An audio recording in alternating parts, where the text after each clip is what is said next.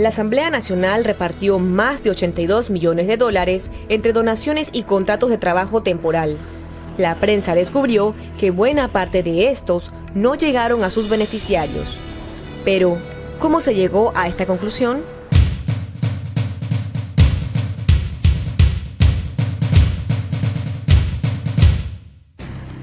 La investigación periodística comenzó con un dato que no decía mucho. Una llamada anónima avisó que desde la Asamblea salía una cantidad de donaciones y contratos nunca antes vista. La prensa buscó las gestiones de cobro en el sistema de seguimiento de documentos en línea de la Contraloría y aparecieron más de 4.000 donaciones. Con ellas, se armó una base de datos y mediante procesos informáticos se verificó minuciosamente para evitar errores en el conteo de los pagos.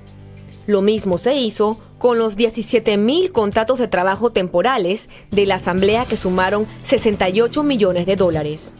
Pero, ¿eran todos?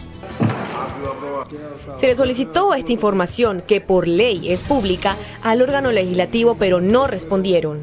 A su vez, en octubre del 2016, mediante la Ley de Transparencia, le solicitamos a Rubén de León, presidente de la Asamblea, detalles de las donaciones con sus documentos sustentatorios y que indicara cuánto gestionó cada diputado.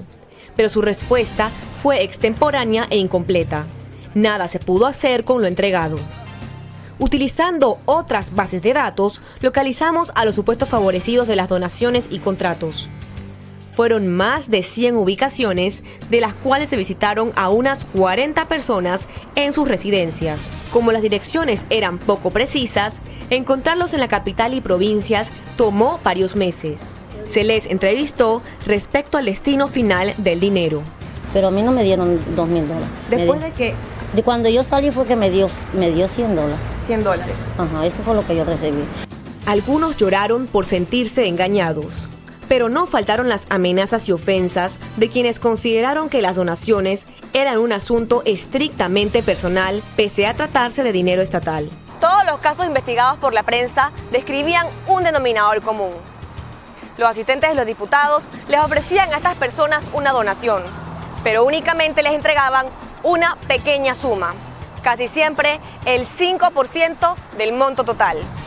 La espero en tal banco, cambiábamos, a yo le entregaba la plata a ella y ella me devolvía los 30 y la demás se quedaba con ella. ¿Y usted no le preguntó por qué el cheque sale por más cantidad y usted me da tan poco? Yo le pregunté y dice que no, que la otra plata, y yo no sé qué hacen con la otra plata, y que no, la otra plata se devuelven al diputado.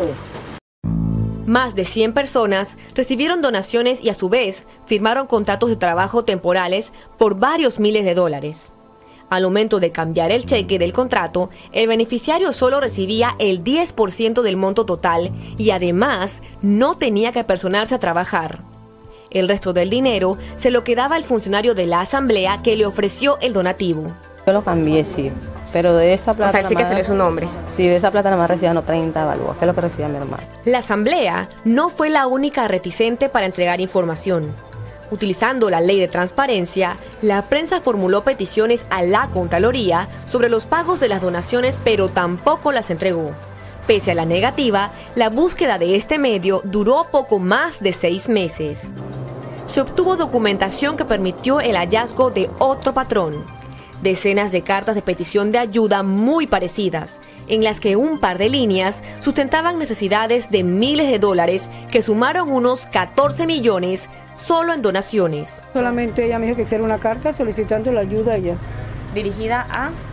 No había a nadie, solamente a quien concierne a la Asamblea Nacional. La prensa siguió el dinero. Las gestiones de cobro de las donaciones fueron también para ONGs y ligas deportivas. Aquí, la investigación periodística arrojó otro esquema. Al cruzar los nombres de sus directivos con la planilla permanente de la Asamblea, se descubrió que las donaciones eran para fundaciones lideradas por funcionarios asignados a los despachos de los diputados, quienes a su vez obtuvieron contratos por servicios profesionales. En otros casos, los diputados eran los dignatarios. Pero la cosa no terminó ahí. Hubo donaciones a fundaciones lucrativas y, como ocurrió en la pasada administración con las partidas circuitales, las juntas comunales también recibieron dineros de la Asamblea Nacional, pero de cada cheque solo les correspondía un 10% en comisión de manejo. El resto lo usaba el diputado a su discreción.